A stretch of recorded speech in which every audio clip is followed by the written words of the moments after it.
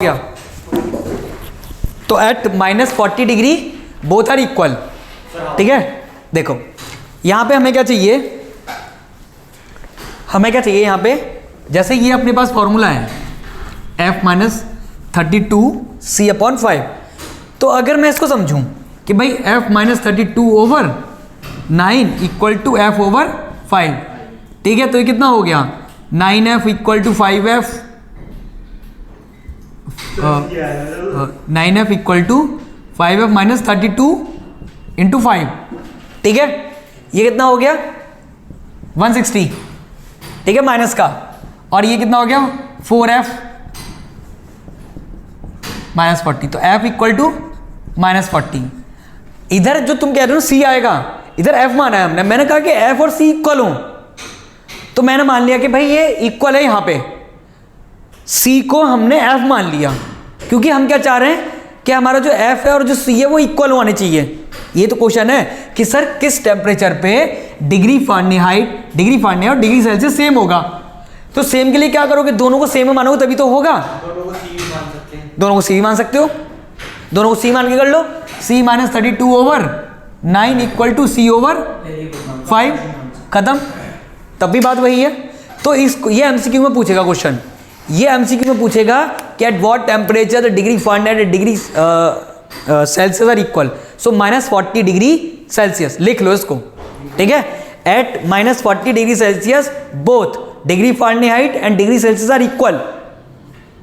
Degree Fahrenheit and degree Celsius are equal. ये बात समझ में आ रही है सबको, ठीक है। यहां से MCQ बनेगा एक, क्लियर है। हमने टेम्परेचर और हीट में डिफरेंस देख लिया, हमने ये सब रिलेशन टेम्परेचर के हो गए, क्लियर है यहाँ तक बात। अब आते हैं मेन मुद्दे पे, ठीक है, हीट कॉन्सेप्ट पे, कि क्या चीज़ें होंगी और कैसे होंगी। देखो कोई भी बेटा जो न्यूमेरिकल्स हैं वो कैसे सॉल्व होंगे अपने। सबसे पहले जो कैलोरीमेट्री का प्रिंसिपल है वो क्या है, क्या है भाई कैलोरीमेट्री का प्रिंसिपल। सुनो, the principle of calorimetry is heat loss equal to heat gain. ठीक है, ये डायरेक्ट पूछेगा तुमसे what is the principle of calorimetry. So the principle is heat loss equal to heat gain. Sure है, बात समझ में आ गई। तो जब heat loss equal to heat gain है, उस केस में क्या होगा कि भाई जैसे दो बॉडी हैं, सुन लो, एक बाद में लेना ये सब चीज़ें ना, मैं बता दूंगा जो जो लिखना है। एक बॉडी है जो हायर टेम्परेचर पे है, एक बॉडी है जो लोअर टेम्परेचर पे है। तो पहली चीज़ तो हीट का फ्लो समझो। हीट का फ्लो जस्ट वैसे ही होगा जैसे पानी का फ्लो होता है। पानी का फ्लो कैसे होता है, हाई प्रेशर से लो प्रेशर की तरफ, ठीक है। तो हीट मतलब जो ज़्यादा है वहाँ से फ्लो होगी और कम की तरफ जाएगी। कब तक जाएगी कम की तरफ, जब तक इक्वल ना हो जाए। ये बात सबको पता है, बहुत बेसिक चीज़ है, ठीक है, कि जब तक दोनों इक्विलिब्रियम में नहीं आ जाएंगी तब तक हीट का फ्लो चलेगा, ठीक है। अगर ऐसा मतलब ऐसा भी ना हो कि एक दूसरी बॉडी जो वो अदर जगह लॉस कर रही है हीट को, तो वो सब हम इग्नोर कर रहे हैं अभी। जैसे अब हम सर्दियों में गर्म पानी मिक्स करते हैं, हाँ, तो जब तक बराबर ना हो जाए तब तक बराबर ना, तब तक करते रहते हैं। ये सर्दियों में चाय जल्दी ठंडी होती है, तो हीट का जो फ्लो है वो टेम्परेचर डिफरेंस पे बढ़ता घटता है। तो सर ठंडा पानी गर्म होता है, गर्म पानी ठंडा नहीं होता। ठंडा पानी गर्म, हाँ, ठंडा पानी गर्म होगा, बिल्कुल ठंडा पानी गर्म होगा, क्योंकि हीट वो लेगा ठंडे पानी से, गर्म पानी से। अभी जैसे तुम नहाते हो सुबह सुबह, तो ठंडे में गर्म मिलाते हो, गर्म में ठंडा मिलाते हो, लेकिन कुछ भी मिला लो, गर्म जो होगा पानी वो ठंडा वाला होगा, ठंडा गर्म हो जाएगा, गर्म ठंडा नहीं होगा, ठीक है। नहीं, बात समझ में। मैं ये कह रहा हूँ जैसे तुमने हैं, तो भी जो तो गर्म एक रिस्पेक्टिव वर्ड है ना। गर्म कितना गर्म, जैसे मान लो एक 100 पे है, एक 50 पे है, तो हीट 100 से 50 पे आएगी ना। क्या हो गया, क्या चीज़, गर्म पानी, तो क्या होगा, टेम्परेचर। तो सीधी सी बात है, अभी यहाँ पे मान लो यहाँ पे हीट इतनी है, तो जो लॉस करेगा तो हीट तो कम होगी ना उसकी। हाँ, फिर क्या इशू बताओ। इसमें डाउट क्या था, इसमें लॉस किधर हो रहा है हीट का। अच्छा, लॉस किधर हो रहा है, वो पानी की बात दिखा रही है। देखो लॉस ऐसे हो रहा है। अक्षय, तुमको बात समझ में आई। देखो जैसे बेटा 2 बॉटल हैं, बॉटल दिखाओ अपनी, ये ठीक है, ये है, ये ढक्कन है इसका, मतलब एक बॉटल ये है, ठीक है, ये दो बॉटल हैं।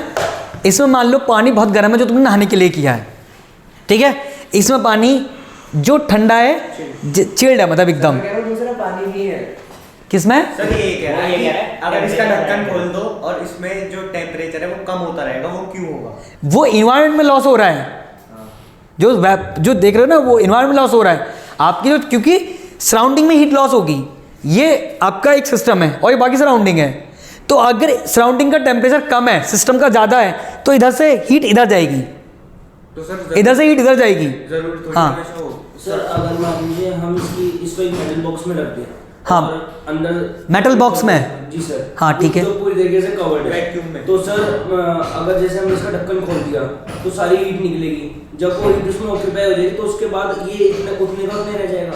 जैसे ये जब इक्विलिब्रियम पे आ जाएगा, जब उसके बॉक्स के अंदर की हीट और बॉटल के अंदर की हीट जब इक्वल हो जाएगी, हाँ, तो क्या ये दोनों फिर? देखो तुम पहले क्वेश्चन ये कह रहे हो कि पहली चीज़ तो तुम कह रहे हो metal box, metal is the conductor of heat.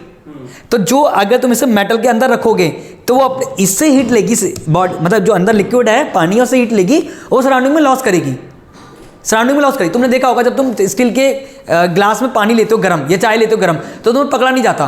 क्यों नहीं पकड़ पा रहे हो? क्योंकि वो गर्म हो रहा है। गर्म क्यों हो रहा है? यानी कि हीट का ट्रांसफर सर लिक्विड से इस बॉडी में हो रहा है। जब बॉडी गर्म होगी तो बॉडी गर्म होकर वो कहाँ ट्रांसफर करेगी? वो अपने से आगे ट्रांसफर करेगी, मतलब सराउंडिंग में करेगी। बात समझ में आ रही है? हाँ, इनकेस अगर तुम कह रहे हो कि फ्लास्क ले ले, थर्मस फ्लास्क जो होता है वहाँ पे, तो वहाँ पे क्या होता है, देखो मेन तो स्टील बॉडी होती है, मतलब जो भी अंदर बॉडी होती है, उसके बाद एयर वैक्यूम होता है, वहाँ वैक्यूम होता है, फिर एक और लेयर होती है। Vacuum is a bad conductor of heat, समझ रहे हो? और अंदर जो मैकेनिज्म होता है वो हीट अंदर ही अंदर रहती है, ट्रैप। लेकिन जैसे ही तुम खोलते हो तो क्या होता है, उसको एक सोर्स मिल गया, तो हीट बाहर की तरफ लॉस हो रही है। हीट क्या होगी? बाहर की तरफ लॉस होगी। यानी जब तक कहते हैं ना ढक्कन उसका टाइटली बंद करो, जब तक ढक्कन टाइटली बंद रहेगा तब तक वो हीट रहेगी। लेकिन जैसे ही तुमने उसका ढक्कन खोल दिया तो जो हीट एक्युमुलेशन हुई है ना, वो सर्विस पे आगे होगी, क्योंकि उसमें कुछ वाटर है। वाटर क्या होगा? वेपर बनेगा, और वेपर कहाँ? ऊपर इकट्ठा हो जाएगा, ऊपर आके इकट्ठा होता रहेगा, वो इकट्ठा होता रहेगा। जैसे तुमने सराउंडिंग में खोला, ऑल ऑफ सडन वो क्या जाएगा? बाहर जाएगा, बाहर जाए, तो वहाँ पे टेम्परेचर डिफरेंस आएगा। तो पहली चीज़ तो अक्षर तुमको ये बात इंश्योर करनी है कि मेरी बॉडी मतलब मेटल की ना हो, अगर मुझे हीट ट्रैप करके रखनी है, ठीक है? बॉडी मेटल की ना हो। अगर मेटल की है तो वो उसका लिक्विड जो डायरेक्ट कांटेक्ट में ना हो, लिक्विड का जो है कांटेक्ट या जो भी आप फ्लूइड वगैरह रख रहे हो उसमें, जो भी गर्म चीज़ रख रहे हो, उसका डायरेक्ट कांटेक्ट ना हो, मतलब कुछ बैरियर होना चाहिए। लाइक इस तरीके से, अगर ये यहाँ पे जो थर्मो फ्लास्क होता है वो इस तरीके से होता है ना बेटा, ये यहाँ पे होता है और ये पूरा वैक्यूम होता है, और ये मेटल केस होता है। तो जब ये मेटल केस है तो यहाँ तक हीट जा नहीं पाएगी, तो ये यहीं ट्रैप रहेगी, ये ऐसे घूमती रहेगी इसमें, ठीक है? लेकिन ऑल ऑफ सडन जैसे तुमने खोला, इसको टेम्परेचर डिफरेंस मिला, और हमने क्या पढ़ा है कि heat always flow from high temperature low temperature. तो जैसे तुमने खोला, विंटर्स में खोला, तो तुमने उसको सराउंडिंग क्या हो गई, इसकी लो टेम्परेचर हो गई, और ये हाई टेम्परेचर है, तो सीधी हीट यहाँ पे जाएगी, ठीक है? अब तुम कितना भी उसे बंद कर लो, वो पक्का कुछ ना कुछ अपना लॉस करेगी, ठीक है? तो हीट अब जब तुमने, या फिर तुमने एक काम देखा होगा कि तुम अगर जैसे फुल भरा हुआ है, जैसे लिखा भी होता है कि इसको ब्रिम तक भरो, है ना, या तुमने उसे खाली कर दिया, यहाँ तक भरा हुआ है, यहाँ खाली कर दिया, तब भी तुम्हें ठंडक मिलेगी। क्यों? क्योंकि जो यहाँ पे लिक्विड है ना, लिक्विड में जो ट्रैप है हीट, वो अब ऊपर आ गई है, ऊपर आ गई है, यानी कि अब लिक्विड में नहीं रही, तो लिक्विड में कुछ ना कुछ अमाउंट ऑफ हीट कम होगी, तो जो तुमने एक्चुअल टेम्परेचर भरा था उस टेम्परेचर ना रह के कम पे रहेगी, क्योंकि आधी हीट कहाँ चली गई? वो यहाँ ट्रैप हो गई, और यहाँ ट्रैप हो गई इन फॉर्म ऑफ वेपर, क्योंकि उसमें जो भी है वो वेपर की फॉर्म में, जैसे तुम खोलोगे वेपर बन के बाहर उड़ जाएगी। तो ये किस्सा रहता सारा, ठीक है?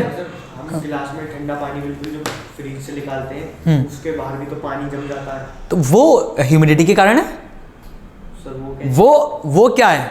जैसे जो ह्यूमिडिटी क्या है, मतलब पानी का वेपर फॉर्म में इकट्ठा होना, एक्युमुलेशन होना। गर्मियों में क्या होता है? वेपराइजेशन चलता रहता है ना, वेपरिंग बहुत हाई फाई रेट से होता है। तो जैसे पानी, अब हमें पता है, जैसे तुमने इसका एक और एग्जांपल बताऊं मैं, तुम्हारे जैसे विंटर्स में हाथ फट जाते हैं, सफ़ेद हो जाते हैं, तुम मॉइस्चराइज़र वगैरह लगाते हो, तो स्किन खिंची खिंची सी हो जाती है, जबकि गर्मियों में ऐसा कुछ नहीं वो रहता। यानी कि मॉइस्चराइजिंग क्या? नमी प्रोवाइड कर रहा है। मॉइस्चर मतलब नमी प्रोवाइड करना, ठीक है, नमी प्रोवाइड कर रहा है मॉइस्चराइजर। समर में ऐसा क्या हो जाता है, नहीं प्रोवाइड होती भाई। समर में ऑलरेडी हमारे इन्वायरमेंट में इतनी नमी है, humidity means the amount of water vapour present in the air. बात समझ में आई। अब क्या हुआ, इसमें तुमने पानी भरा, ये मान लो स्टील का ग्लास है, तो पानी जब इसमें गया ऑल ऑफ सडन ये वॉल ठंडी हुई, ये वॉल ठंडी होगी तो इसके कांटेक्ट में जो एयर होगी वो क्या होगी, कंडेंस होगी। क्या होगी, वो कंडेंस होगी। जैसे वो कंडेंस होगी वो तुरंत किसकी शेप में आ जाएगी, पानी की शेप में। सेम चीज़ क्लाउड के साथ होती है। क्लाउड उड़ रहे हैं, वो वेपर फॉर्म में है, वो जैसे ही वेपर फॉर्म में है तो क्या हो रहा है, जब तक वो वेपर फॉर्म में तब तक तो ठीक है, लेकिन जैसे ही वो किसी एक मॉलिक्यूलर इकट्ठे होते हैं, इतने सारे डेंस हो जाते हैं, फिर वो बारिश शक्ल में नीचे आ जाते हैं। सेम चीज़ होती है। तो वो वाटर वेपर प्रेजेंट है। अभी तुम सर्दियों में करके दिखा दो, नहीं होगा। सर्दियों में है ही नहीं पानी, पानी नहीं है तभी तो हमारे हाथ पैर फट रहे हैं, या वो ऐसे स्क्रैच मारो तो सभी सा हो जाता है, मतलब हाथ ऐसे कर, देखा है ना। तो रीज़न क्या है कि अब जो ह्यूमिडिटी है वो है ही नहीं इन्वायरमेंट में। सर बारिश एक साथ होती है, अगर एक मान लो ये बादल का टेंशन ज़्यादा बढ़ गया, टेंशन वो अकेला बारिश को नहीं करता। क्या चीज़, जैसे कि अब बादल है, बारिश होगी तो पूरे एरिया में होगी। अगर एक ही बादल में ज़्यादा वो हो गया तो अकेला बारिश थोड़ी करेगा वो। आज वो अकेला बादल पानी कहाँ से लेगा? क्या बादल खुद पानी है, बादल क्या वेपर है, वेपर है ना। वो अकेला ही कैसे लेके आ जाएगा? दिक्कत ये है ना, तुम जो कह रहे हो ना वो वॉल्यूम की बात है बेटा। जो वॉल्यूम सुनो, इतना सारा मतलब वेपर क्या है, मैं कह रहा हूँ मैं इतनी सारी वेपर इकट्ठी कर लूँ, पानी इतना सा मिलेगा उसमें। बात समझ में आ रही है। तो इतने सारे बादल हैं, वो पानी इतना देंगे, तो वॉल्यूम की बात है, ठीक है ना। और कोई दिक्कत, आगे बढ़े। सर अगर हाई प्रेशर होगा तो टेम्परेचर लो होगा, जितना हाई प्रेशर उतना लो टेम्परेचर। नहीं, ऐसा तो नहीं, कुछ नहीं है। मतलब देखो ये बॉयल्स लॉ पे काम करता है एक चीज़ कि pressure is inversely proportional to the volume, ठीक है, एट कॉन्स्टेंट टेम्परेचर। अब तुम प्रेशर की जो बात कर रहे हो, प्रेशर क्या है, प्रेशर मतलब फोर्स पर यूनिट एरिया है, ठीक है। अब वो डिपेंड करेगा एटमॉस्फेयर। जैसे मैं कहूँ कि टेम्परेचर बढ़ गया, टेम्परेचर बढ़ गया तो जो एयर है, एयर क्या हो गई, वो वार्म हो जाएगी। वार्म होगी क्या होगी, वो ऊपर जाएगी, क्योंकि ठंडी वो गर्म हवा ऊपर जाती है, ठीक है। तो वहाँ पे प्रेशर कम हो गया। तो यहाँ उस चीज़ को तुम ऐसे लिंक कर सकते हो यहाँ पे कि as the temperature rise the pressure will decrease, ठीक है ना। अब इसको ये हर जगह नहीं बिठा सकते हो ये बात तुम, ठीक है। बट ये है कि टेम्परेचर जैसे जैसे इंक्रीज होगा प्रेशर पे इफेक्ट पड़ेगा, क्योंकि प्रेशर किसकी वजह से आ रहा है, मेन चीज़ ये है। अभी इन्वायरमेंट में प्रेशर है वो एयर की वजह से है। तभी तो देखा होगा तुमने गर्मियों में सबसे ज़्यादा लू आती है, आंधी आती है। अभी तुम जैसे गर्मियों में यहाँ पढ़ रहे हो, शाम को जाओगे बहुत तेज आंधी आ जाएगी, देखा है ना, नॉर्मल, ये तो नॉर्मल बात है जिसको लू कहते हैं। कारण क्या है कि दिन भर गर्मी पड़ती रहती है, शाम को क्या होता है, जैसे यहाँ गर्मी पड़ी, यहाँ बहुत तेज गर्मी पड़ी, यहाँ गर्मी पड़ने से क्या होगा, यहाँ की जो हवा है वो गर्म हुई, गर्म होकर हवा कहाँ जा रही है, ऊपर जा रही है। जब ऊपर जा रही है तो यहाँ पे वैक्यूम क्रिएट होगा, जब वैक्यूम क्रिएट होगा तो आसपास की हवा, यहाँ लो प्रेशर जोन बन गया। जब यहाँ पे लो प्रेशर जोन बन गया, प्रेशर किसकी वजह से था, एयर की वजह से। अब एयर ही ठंडी हो गर्म होकर ऊपर चली गई, तो यहाँ लो प्रेशर जब एरिया क्रिएट हो गया तो आसपास की जो हवा है वो इसको भरने को आएगी।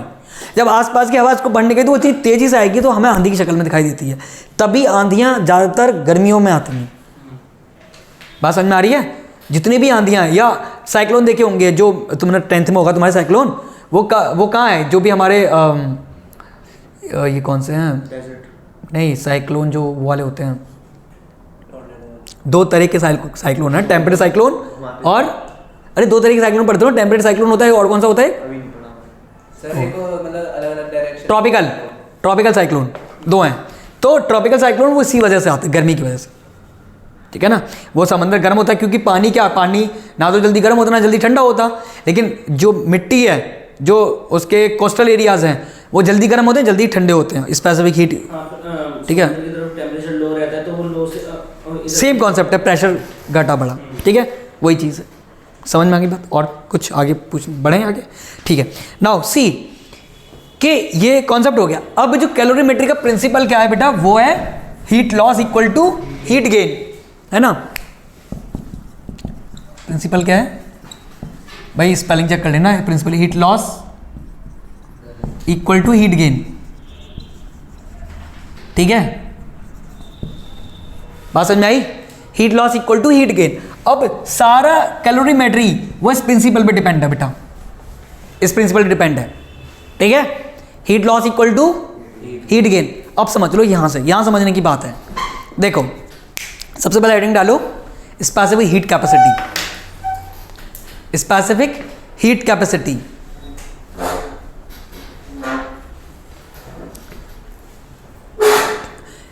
Specific heat capacity represent by C, C से रिप्रेजेंट करते हैं। इसका मतलब क्या है, देखो सुन लो ध्यान से।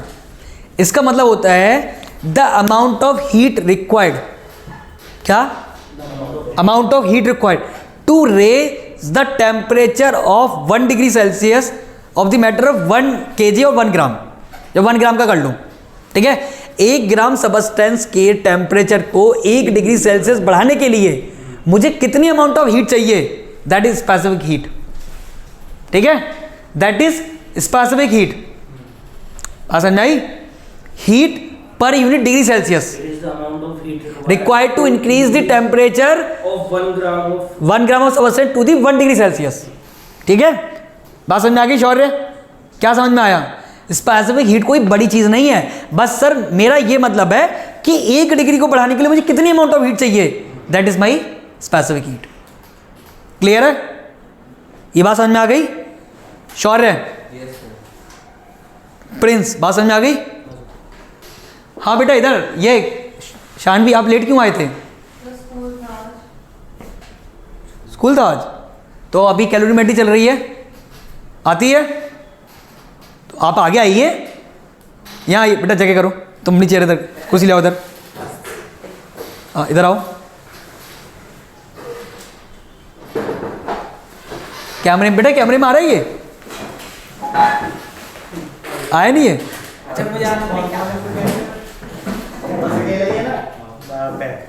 जय इसको एक बार टैप करके फिर से दोबारा चला दो, ज़्यादा बड़ी वीडियो हो जाएगी।